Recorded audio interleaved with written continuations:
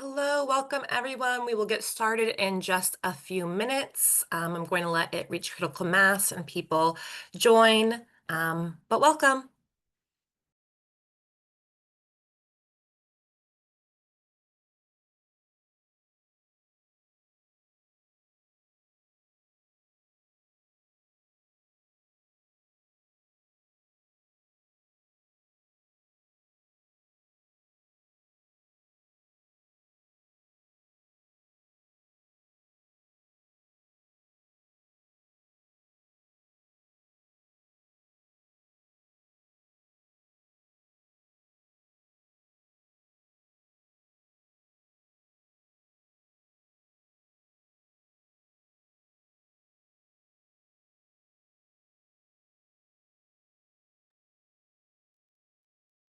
All right, Danielle, I am back. Okay, So, great. We are on the webinar.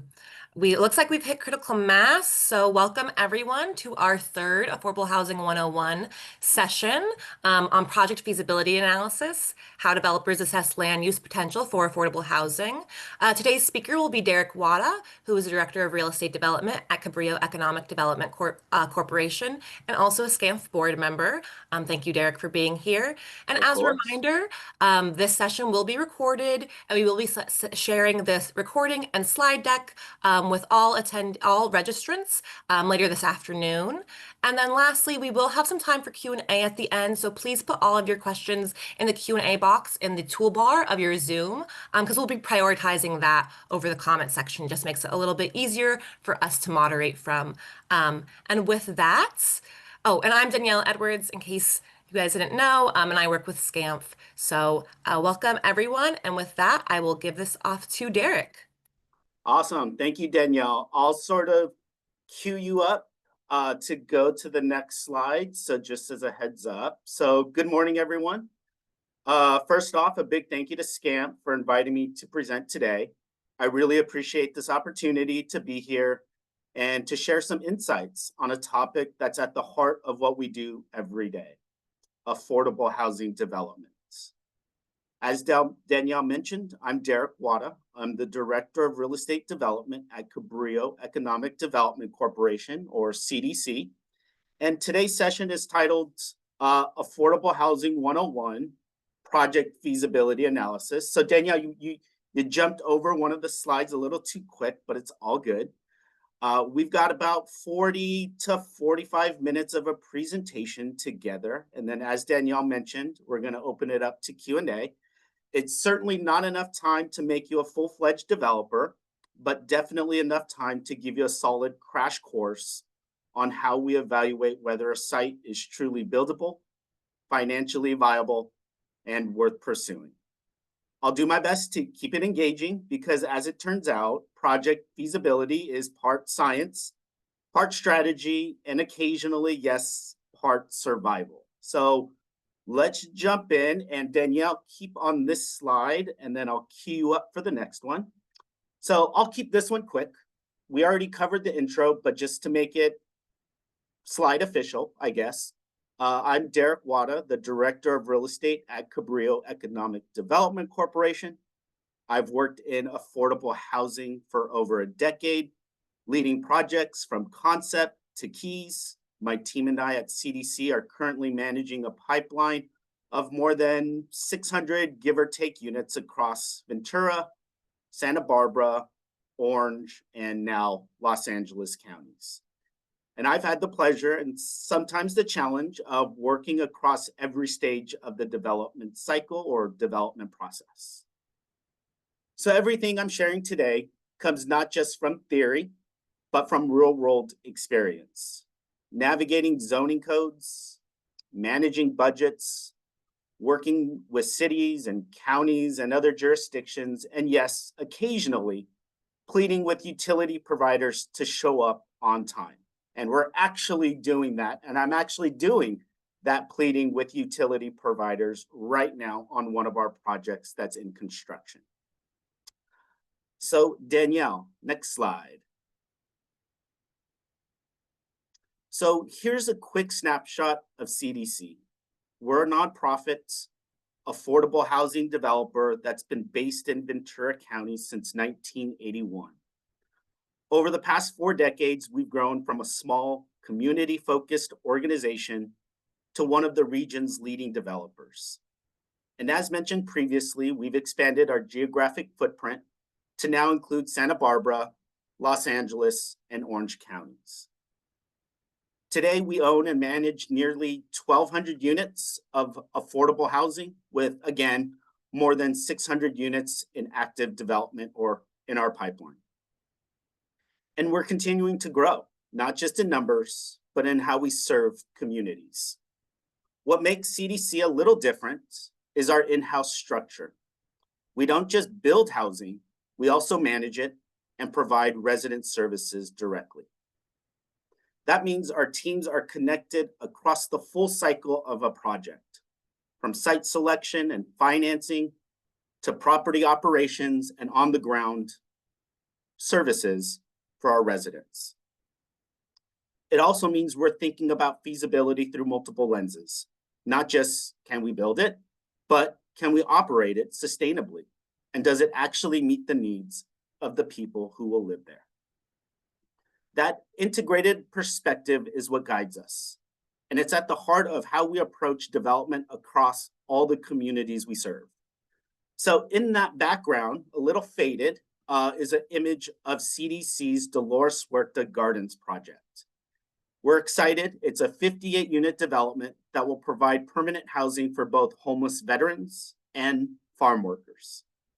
Many of the challenges I'll be discussing today, zoning hurdles, utility delays, funding gaps, this project has faced and thankfully overcome. It's a powerful example of what's possible when we stay committed, collaborative, and community-driven. Dolores Huerta Gardens is set to be completed July of this year, so fingers crossed, with a grand opening, in August or September of this year. So we're very excited for this. We're very excited for this. I'm excited for this opportunity to present and to share a little bit about Cabrillo and as well as our Dolores Huerta project. All right, so Danielle, next slide, please. All right, so let's start at the beginning of the feasibility process, finding a site. Where do we find opportunities to build affordable housing? In short, the answer is almost everywhere, but that doesn't mean it's easy. Some sites come through public RFPs from cities, counties, school districts, transportation agencies, like I know LA Metro has done a series of RFPs for affordable housing. Others are found on the private market. We're constantly talking to brokers, reviewing listings, walking vacant parcels, and exploring other older buildings that could be rehabbed or eventually redeveloped. Some of our best opportunities come through partnerships, with churches, other nonprofits, or even market rate developers looking to meet their inclusionary obligations.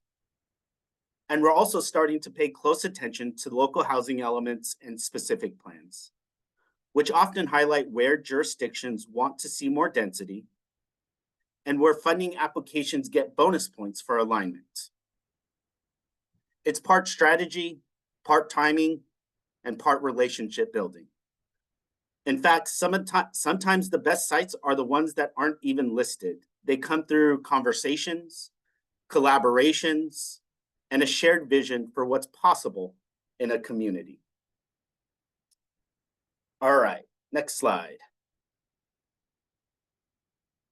All right, so once we've got a potential site in our sights, the next step is asking, can we actually make this work? This goes beyond just liking the address. We're assessing whether the site is physically workable, financially viable, and aligned with our overall mission. One of the first filters we use, as you see on the slide, is number of units or unit count. For projects to be feasible, Typically, at least at Cabrillo, we need to hit a minimum of 50 to 60 units. Obviously, every developer is different. That's sort of our sweet spot here at CDC. That's typically the point where economies of scale kick in, covering staffing, resident services, and long-term maintenance. Anything smaller and it's doable, but anything smaller and the numbers just honestly start to fight us. To test this, we bring in an architect, not to design anything fancy, but to do a quick, what we call a massing study. This tells us whether we can actually fit the desired number of units on the site, given all the usual suspects, setbacks, parking requirements, height limits, and open space. During this early stage, we also evaluate the zoning. Is it high density? Does it allow multifamily? If not, is there a realistic chance or a realistic path to get there? And then there's location. Location, location, location. I'm sure everyone on this call has heard that one before. But in affordable housing, it's not just a real estate cliche. It's a funding strategy. We tend to prioritize sites near public transit, schools, parks, libraries, grocery stores, just to name a few. These amenities don't just improve the quality of life for residents, they also help us score higher on competitive funding applications. And depending, it's not on the slide, and depending on who the project is serving, we also look for sites within what we call a DDA, a difficult development area, or a QCT, a qualified census tract, or a high opportunity area. These designations can open up access to tax credit boosts or help demonstrate that we're placing families in neighborhoods with strong schools and access to economic opportunity. So yes, in our world, location helps with livability, competitiveness, and financing. So when we say site feasibility, we're talking more than just the dirt. We're talking about density, we're talking about location, livability, and whether the numbers will work in the long run. Bottom line, a feasible site hits several key marks. It supports enough density, has a strong location, a clear path through entitlements, and passes that early design test with our architect. If we can't make the basics work on paper, we know it's probably not the right fit for now. Next slide. Okay, this slide continues basically our deep dive into preliminary feasibility. And this is where we really start getting into the technical details that impact the design, timeline, and budget. We kind of covered zoning in an earlier slide, or I think maybe even the slide before. But at this stage, we're asking a series of important questions. First, what kind of housing are we building? Is it designed for families, seniors, or permanent supportive housing? Each of these populations has very different design needs and service models, from play areas and larger units for families to elevators and grab bars for seniors, to intensive on-site services for supportive housing residents. And remember in the previous slide, I mentioned zoning as well as DDA, QCT, and the high opportunity areas. This is where they start to matter even more. Depending on the population we're serving, locating a project in one of these areas, again, DDA, QCT, high opportunity area, can boost our competitiveness for funding. So understanding who we're building for helps guide us both design and site strategy and selection. Second, what non-residential space is needed or required? Are we required to include a community room, on-site services offices, management offices, Or in some cases, are we required to even do like ground floor retail? That's more square footage we have to plan for and essentially fund. Then there's parking. Does the zoning mandate 1 space per unit, 2 spaces per unit? Can we reduce that with proximity to transit or a density bonus? Structured parking, in particular, and in most cases, can be a budget killer. Just as a heads up. How tall can we build? Sounds simple, but height affects everything. Why? Because once you've hit 5 stories, your project is no longer classified under residential prevailing wages. It triggers commercial prevailing wages, which can, most often, drive up labor costs. Finally, we assess the entitlement process. Is this by right? Meaning, in theory, we could go straight to permits? Or do we need discretionary approvals like variances or a zone change? That brings more public hearings, potentially longer timelines, and potentially more community opposition. All of which adds cost and risk. We'll cover more about entitlements in a later slide. This was just a little sneak peek. During this stage, this is the moment where we step back and we ask, can this concept work under local rules, the labor requirements, again, commercial, prevailing wages, etc., and the physical site conditions? Or do we need to rethink our approach before going any further? Next slide, please. Okay, cost analysis. Now that we've looked at zoning, population type, and site-specific issues, let's talk about the dollars. Because even the best ideas won't get built without let's just say, a workable financial plan. This is where we calculate total development cost, or TDC. Basically, everything it's going to take to get this project from concept to completion. And it's more than just construction.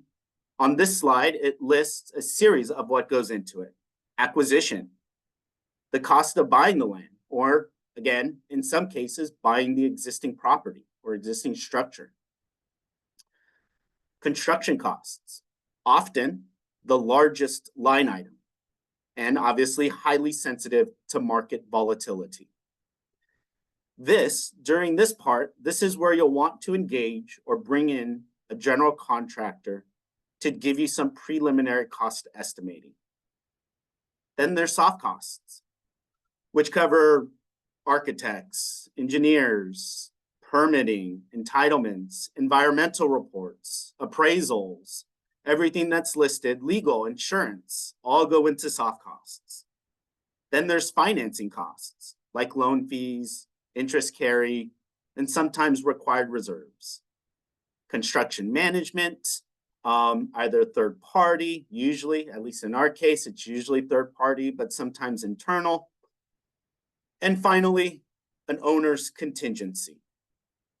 Because if we've learned anything, it's that the unexpected will happen, and it's always nice to have some extra contingency built into your project. At this stage, we're not trying to create a perfectly detailed budget. We're building a solid working estimate to see if the project is at least somewhat in the realm of financial feasibility. If the costs already seem way out of line, that's a signal to reassess early before investing more time, more staff time, and more money. Next slide. Okay, permanent financing analysis. Now that we've estimated the total development costs, the next big question is, how much of that can the project actually support over the long term? This is where we're looking at permanent financing, usually in the form of a mortgage or a long-term loan that kicks in after construction is complete. And the amount we can borrow is based entirely on what the project can afford to repay. We start by building a projected operating budget, which includes rental income, operating subsidies, which is pretty important, or especially for supportive housing units. Then we subtract operating expenses, resident service costs, replacement reserves, etc. And what we're left with is the NOI, or the net operating income. And that gets divided by a debt coverage ratio, usually around 1.15. And what that gives us is the maximum loan the project can realistically handle. Here's where things get fun. And by fun, I mean brutally honest. You could plug in all the numbers, hit enter, and realize you can borrow maybe a quarter, give or take, of your total cost, which means the rest has to come from tax credits, soft loans, and other public funding sources. Welcome to the glamorous world of affordable housing finance. So while this step sounds simple, just figure out how much debt you could carry, it's actually the foundation for building the rest of your capital stack. If the project can't support enough permanent financing, you'll need to either fill the gap or rework the entire financing plan. Next slide. Okay, so here's what all those financing concepts look like when we start to plug in real numbers. In this example, let's say we're developing 60 units at $450,000 per unit, which sadly is pretty uncommon these days. Usually the per unit is much, much higher. But anyways, that gives us a total development cost of $27 million. Now, based on the projected rents and expenses, the most we can support through a conventional perm mortgage is about $3.7 million, or roughly $62,000 per unit. You're probably thinking, that's it? That's all the debt this project can actually handle? Which means we're staring at a funding gap of $23 million, nearly $388,000 per unit. That's the amount we essentially need to fill with everything else: tax credits, soft loans, local, state, federal subsidies, pretty much anything we could get our hands on to help fill said gap. This is the moment where most people new to affordable housing say, wait, how is this even possible? And the answer is layers. As I'm sure everyone has known, these projects have a ton of layers. We braid together multiple funding sources: tax credits, other HCD programs, home funds, maybe even a city land contribution to help make the numbers work. It's certainly not easy, but this is the financial reality of affordable housing. You don't just build it, you assemble it, one funding piece at a time. Okay, next slide. Thank you. So building community support. All right, you found a site, the numbers kind of work, and your architect hasn't quit on you yet. Now comes the part where you step out from behind the spreadsheets and into the neighborhood. Because even if your project is perfectly zoned, beautifully designed, if the community isn't on board, you're setting yourself up for a long uphill battle. First, entitlements. If your project is not by right, you'll likely need discretionary approvals. That means planning commission meetings, public hearings, and the occasional neighbor passionately testifying about shadow impacts or parking doom. You'll need a solid game plan and a little bit of thick skin. Community outreach. We engage early with neighborhood councils, churches, nonprofits, block watch groups. These conversations matter because it's a lot easier to gain support when people feel heard from the start, rather than blindsided halfway through the process or halfway through the project. And finally, local political support. If you can get a city council member, a mayor, county board of supervisor in your corner, it makes a world of difference. Whether it's a funding decision or a tough public meeting, political support can move the needle, or at least keep the needle from being thrown at you. The bottom line, you're not just building housing, you're building credibility. And that's every bit as important as floor plans and financing. Okay, let's see, Danielle, next slide. Okay, so let's say your project is shaping up, the site looks good, the numbers pencil, at least kind of, and you started imagining the groundbreaking photo op. But here's the key question. Do you actually have site control? Do you actually control the land? There are two common scenarios: private market transactions and public agency partnerships. With a private seller, best case scenario is a patient landowner willing to give you a long escrow while you line up financing. Worst case scenario, they want to close in 30 days and you're scrambling for an acquisition loan, fast tracking due diligence, and praying for a miracle that you meet your deadline. With public agencies, the pace is often slower and sometimes in a good way. They might reserve the site for affordable housing and work with you collaboratively throughout the process. But even then, you'll likely need to invest significant pre-development funds upfront, concept designs, third-party reports, maybe even some community engagement, all before you actually have a binding agreement in place. And this is where risk management becomes critical. You're pouring resources into a project you don't technically fully control just yet. You might be spending tens or even hundreds of thousands of dollars on a site you don't own, or again, you don't control yet. So we're constantly weighing the trade-offs.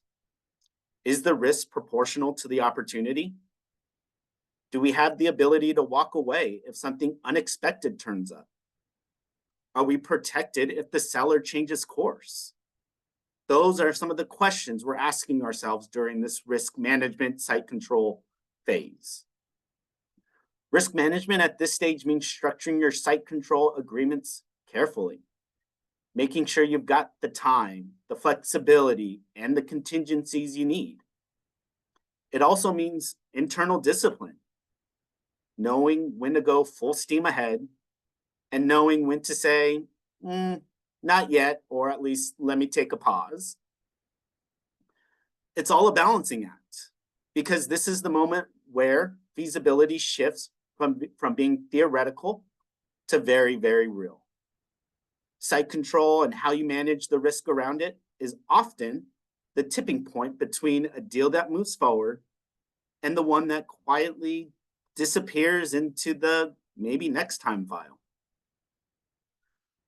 All right, next slide. All right, so on a brighter note, let's talk development timeline. Because if you're thinking that, or I hope this is a brighter note, if you're thinking affordable housing happens fast, I have some news. From start to finish, we're looking typically 4 to 6 years, sometimes longer, depending on the complexity of the site, the funding environment, and how many times we need to go after certain funding. And let's be honest, how many approvals we have to get through. We start with concept design and entitlements. which can take, as you see on the slide, somewhere between 6 to 12 months, assuming the zoning isn't a total mess and there's no major opposition. Then comes the financing phase, and this is the marathon. It usually takes 2+ years, give or take, to layer all the public funding, tax credits, and soft loans we need to make the project financially viable. This part runs alongside construction drawings and permitting, which we try to do concurrently so we don't lose too much time. And it's also worth noting that in some cases during this financing period, that in some cases, certain programs are only offered once a year. Once we finally close our construction financing, we move into the fun phase. We move into construction. Generally 15 to 20 months, though that depends on the size, site conditions, and whether materials like switchgear show up on time. Then we move into lease up, which typically takes 3 to 6 months, give or take. During this phase, we're handling marketing, tenant screening, income certification, and general move-ins, all while juggling compliance requirements from multiple funding sources. And if you're developing a project for veterans or a permanent supportive housing population, it's smart to build in some extra time during this lease-up process. The lease-up process can take longer due to service coordination, some cases voucher processing, or more complex eligibility verification. So yes, it's a long game. It's not a sprint, it's more like an obstacle course with a lot of paperwork. But when the keys are handed over and the first families move in, it makes it all worth it. All right, Danielle, let's go to the next slide. Okay, zoning. It's one of the many make or break moments for a project. Obviously, every jurisdiction is different. Some are flexible, some are thoughtful, some are, again, collaborative, and others are, let's say, creatively resistant. That's why it's so important to know not just the code, but also who's interpreting it. First, it's important to remember that the zoning lives in a jurisdiction's municipal code, not the building code. The municipal code is really about managing quality of life. What can you build? Where can you build it? And how it fits into the overall neighborhood. Zoning governs a whole range of things listed on this slide: use, density, height limits, setbacks, parking ratios, lot sizes, open space, FAR or floor area ratio. Now, some jurisdictions are great. They've built zoning rules that support multifamily housing and provide helpful resources to navigate the process. In some places or jurisdictions, zoning might be outdated, overly restrictive, or just not designed with affordable or dense housing in mind. So we always have to ask, amongst the many questions, does the zoning, align with what we need to build? Or are we signing up for a maze of variances, amendments, and public hearings? That can dramatically change the project's feasibility, timeline, and costs. Okay, Danielle, next slide. I think we're doing good on time so far. Okay, so once we understand the zoning, the next big question amongst all the other big questions I asked earlier is, do we get to build this by right, or do we have to go through the entitlement process? Entitlements are basically the official thumbs up you get from the planning department, often in the form of what we call a determination letter, saying, yes, this project fits within our rules, but that thumbs up, just worth noting, can come with some hoops: additional community meetings, hearings, design review, stuff like that. Now, if your project is by right, it means you meet all the zoning requirements as is. You still need permits, of course, but you don't need to go through a lengthy or risky public approval process. In theory, no city council debates, no midnight planning commission votes, just again, in theory, a straight path to building permits. Essentially, by right is the golden ticket. It saves time, reduces legal risk, and improves your chances of securing financing quicker. So the key takeaway, figure this out early. If entitlements are required, build that into your timeline, into your budget, and into your political strategy. Because it's not just about what you want to build, it's also about how much buy-in you'll need to get there.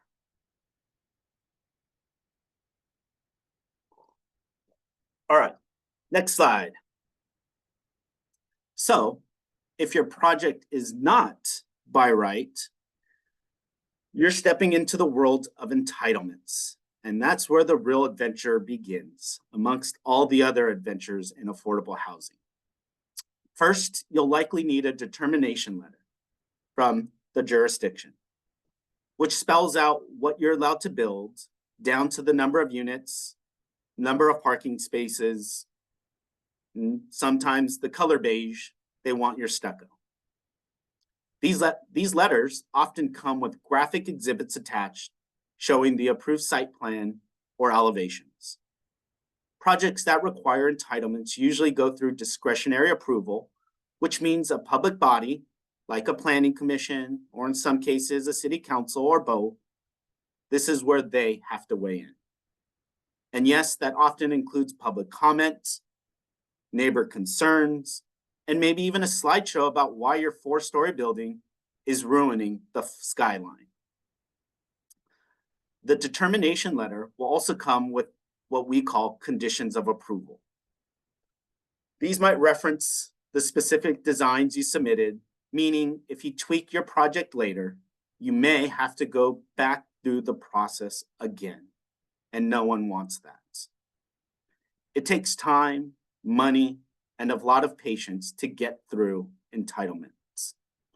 But it's also worth noting, for most public funding sources like tax credits, HCD programs, in most cases, you can't even apply until you've secured your entitlements. So yes, it's a process, a very long process, but once you've made it through, your project is one giant step closer to becoming a reality. Let's see, I think I covered most things on here, Danielle. So next slide, please. Okay, so let's say the zoning works, the site fits within our unit count, and the numbers aren't terrifying. Great. But before we get too excited, we need to ask, what else could go wrong with this site? Because even if the paperwork looks perfect, the physical realities of a property can quietly wreck your project, or at least wreck your budget. We're talking about non-zoning constraints, like slope and soils. Flat and sandy is ideal.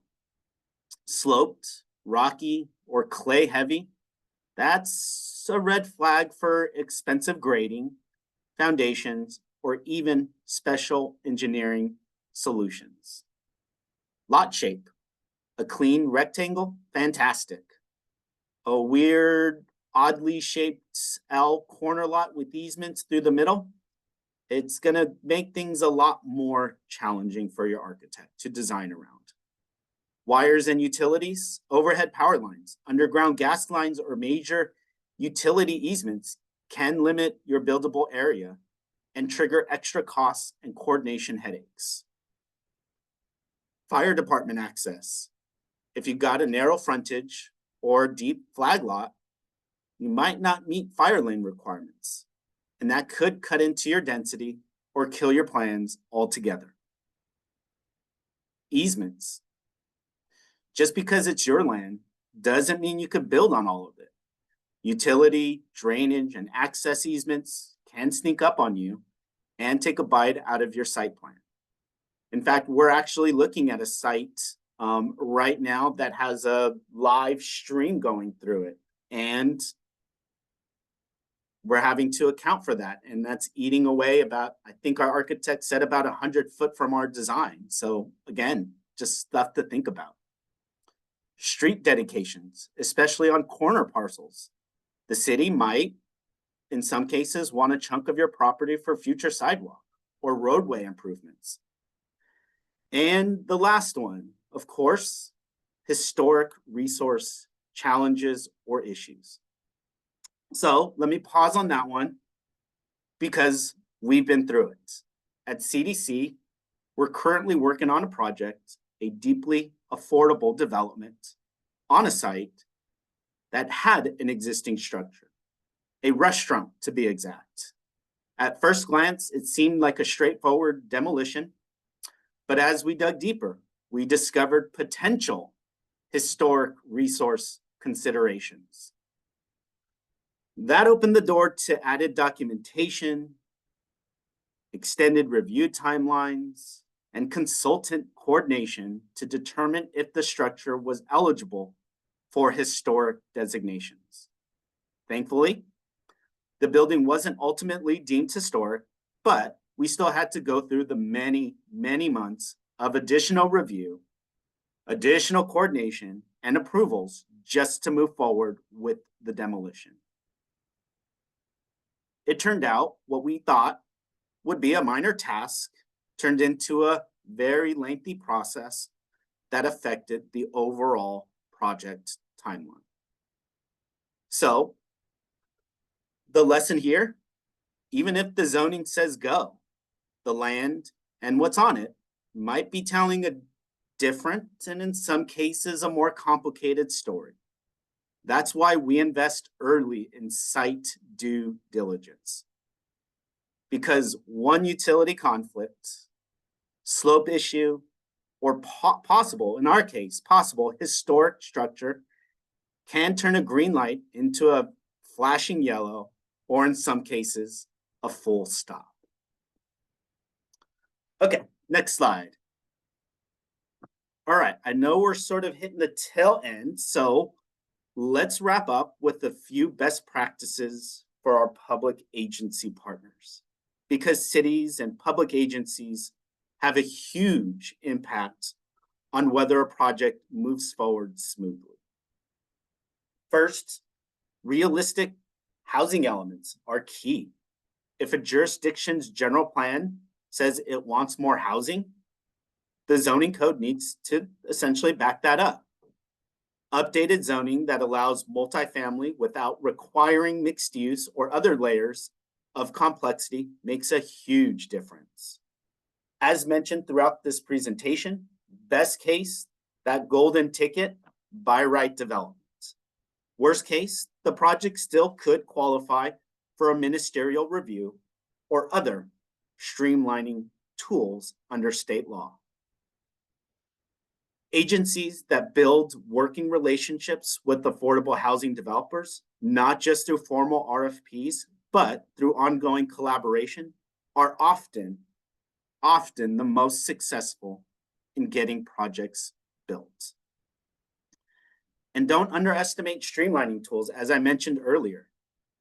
These programs help reduce timelines, potentially lower risk, and make funding more attainable, all critical factors in feasibility. All right, next slide. Right on time. Okay, that's a wrap. That brings us to the end of our feasibility roadmap. From site selection to zoning, design considerations, and community partnerships. As you've seen, making a project feasible takes more than a good site and some funding. It takes strategy, coordination, and strong relationships, both public and private relationships. So with that, thank you again for your time, and a big thank you again to Danielle and Scamp for the opportunity to present. I've left us right on time, 15 minutes to answer any Q&A. So Danielle, I'll hand the mic back to you to kind of facilitate that. Yes, absolutely. Thank you so much, Derek. And as a reminder, just pop your questions into the Q&A box. We have 15 minutes, so any questions you could have on this topic, please pick Derek's brain. I'm sure he'd be happy to answer you. But we have a couple already, so I'll just get started at the top. I think this is about Cabrillo specifically, but does Cabrillo Yeah. and do you serve LA County, Derek? So as I mentioned earlier, we have been primarily focused in Ventura County. But more recently, I've only been with Cabrillo a year and a half, give or take. But more recently, we are looking at opportunities in LA County, um, as well as Orange County and beyond. In fact, a couple weeks ago, we were actually notified that we were awarded our first faith-based affordable housing development in South Los Angeles, about 10 minutes, give or take, away from Koreatown. So we're excited about that opportunity. We're excited about, expanding into Los Angeles. And so to answer that question is yes, we are looking actively um, at LA County projects. Great question. Okay, next question. What has prevented Cabrillo from developing in LA City and County? You were active in OC and Ventura on either side of us. We desperately need affordable housing and have Measure A funds.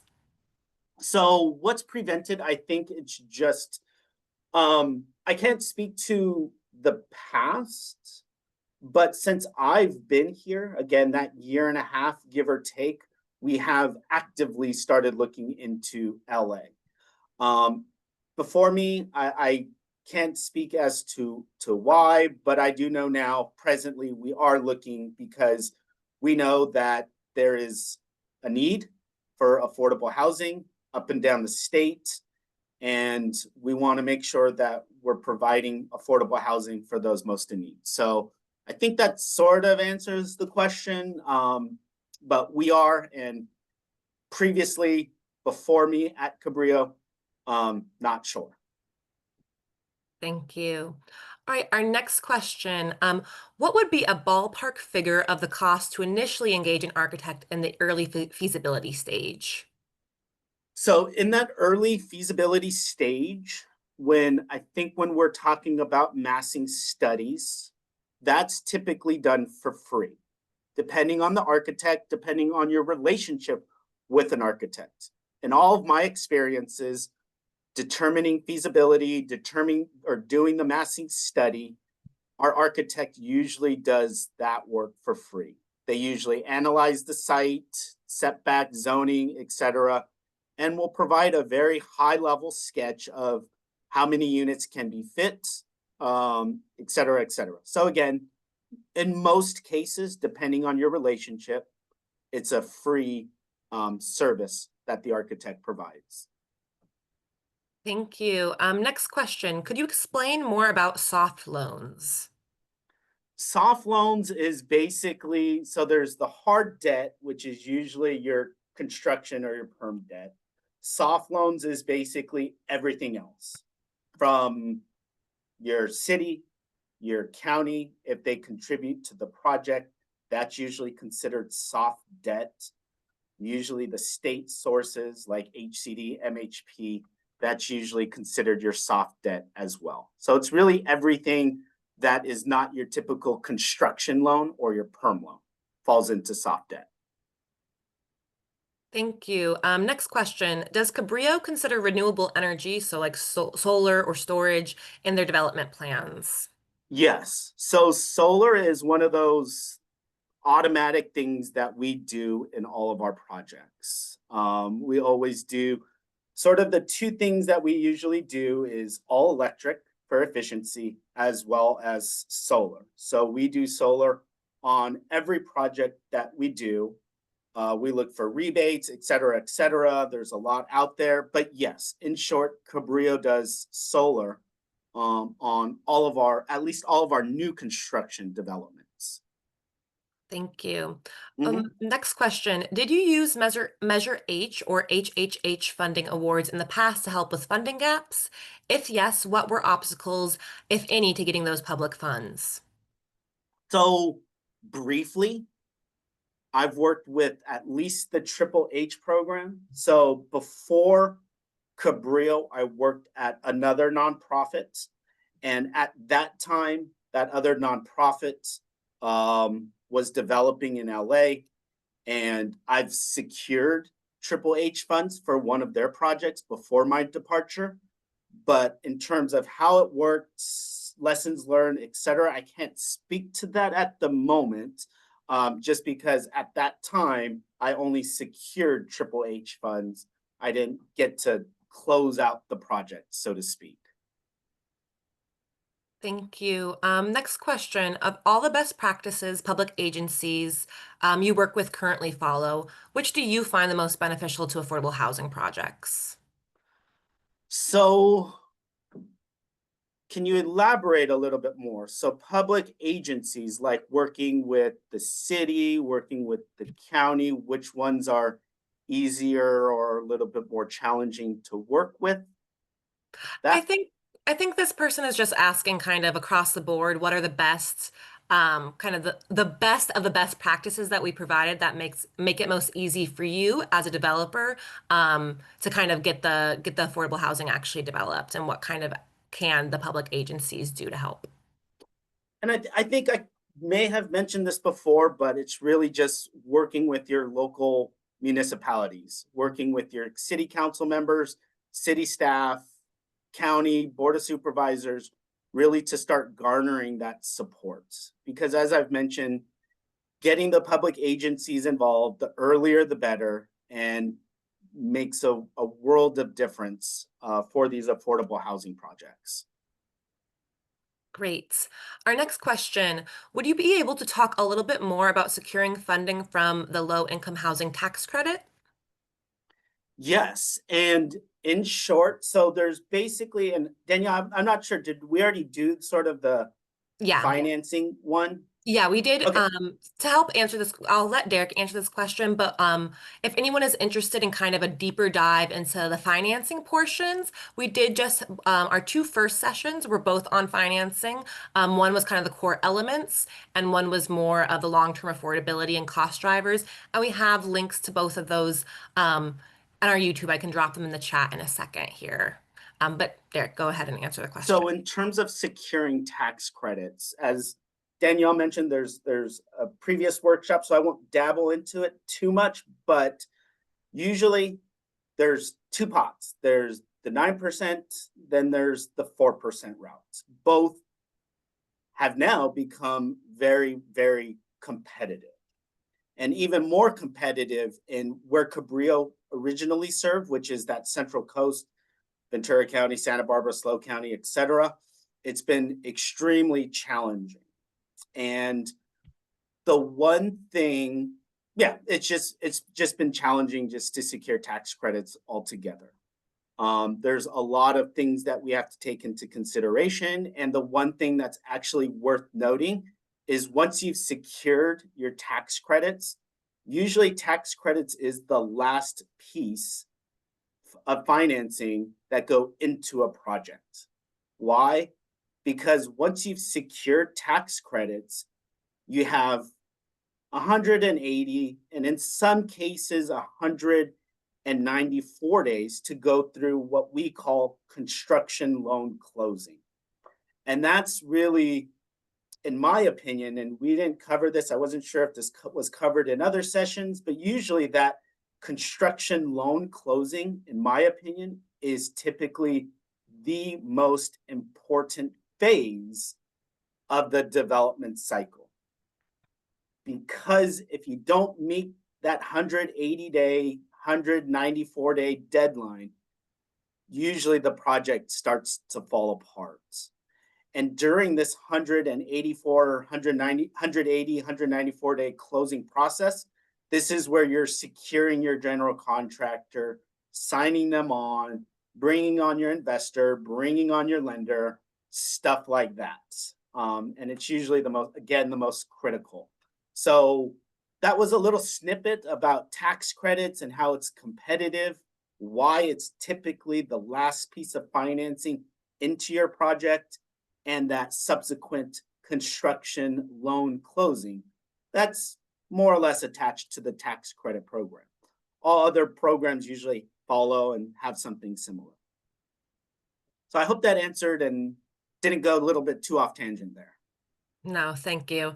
And actually, I'm realizing I can't access, since I'm screen sharing, I can't get the YouTube links right now, but I will include them in the follow-up email, the YouTube links as well to our last sessions on financing in case anyone wants to review them.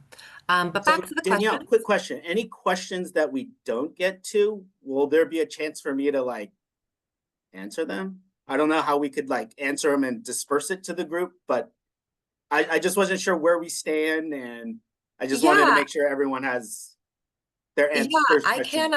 I can get a transcript of all the questions that we don't answer, and send them to you and we can work on something, Derek. Sure. Um, But we do have 4 more minutes, so we'll kind of go through this quickly, at least answer one or two, maybe three more questions. Um, okay, next question. Do soft funding sources ever specify the size of the units to be built in order to make buildings a more friendly, perhaps 2 or 3 bedrooms and not entirely single units? Or would this be specified during the entitlement phase? It's more like the former, I would say. It's more determined during that entitlement phase. Usually, once you've secured your soft financing, they don't typically um, require additional units or larger units or a change in units. Usually, when you submit your funding application to any soft lender, city, or county, usually in that application, you're kind of already pre populating what the unit mix is going to be. You're already telling them what your desired population is going to be. That way, when you submit it, the county, the city, or whoever is reviewing it and can determine whether that aligns with their vision and award you or not award you. So usually that unit change, unit mix is already predetermined as you're submitting your funding applications. Thanks. Next question. Do you have any statistics on the percentage of by right developments? I don't personally, but I'm sure I don't personally to answer that question directly. I don't know if Scamp does, Danielle, but at least I don't have anything on percentage of by right. I could maybe look something up for Ventura County, um, but I don't off the top of my at the tip of my fingertips. Yeah, I don't have anything right here either. I have to dig into it. Um, and I think this will be our last question. In terms of prevailing wage, what is the additional cost per unit to build a 5-story residential building versus a 6-story residential building, commercial prevailing wage? So that question, I'm actually going to punt to the transcript because that's probably going to take a little bit more time and a little bit more calculation to determine. But that's a great question and something I do want to answer, Danielle. So let's punt that to the transcript, and I'll be sure to get an answer or at least a rough order of magnitude, we'll call it, for this question. Okay. And then let's see, we have one more question we can answer quickly then. Which financing source or sources are the primary driver of the long 2+ year financing stage of the development timeline? It's usually, I would say, probably mostly the HCD programs because, as I mentioned during that segment of the presentation, some HCD programs, not all, but some like ASIC, and I'm sure we've all heard about it, Supernova, those are only offered once a year. So if you're not getting an allocation in that round, the project gets delayed another year. And if you don't get it in that round, it gets delayed again another year. So it's typically the HCD programs just because they're only offered once a year and they're very, very competitive. All right. Thank you, Derek. I will end it now since it is 11:50. Oh, it's just 12 right now. So, but I will send you this transcript and we'll work on answering these questions for Yeah, everyone else and absolutely. sending them out to the group. Um, Thank you, everyone, for joining. Thank you again, Derek, for speaking. It was a wonderful presentation. And as a reminder, I will be sending out the slide deck and the recording here for this and some links for other things this afternoon. So check your email for that. And I hope you have a great rest of your day, everyone. Thank you.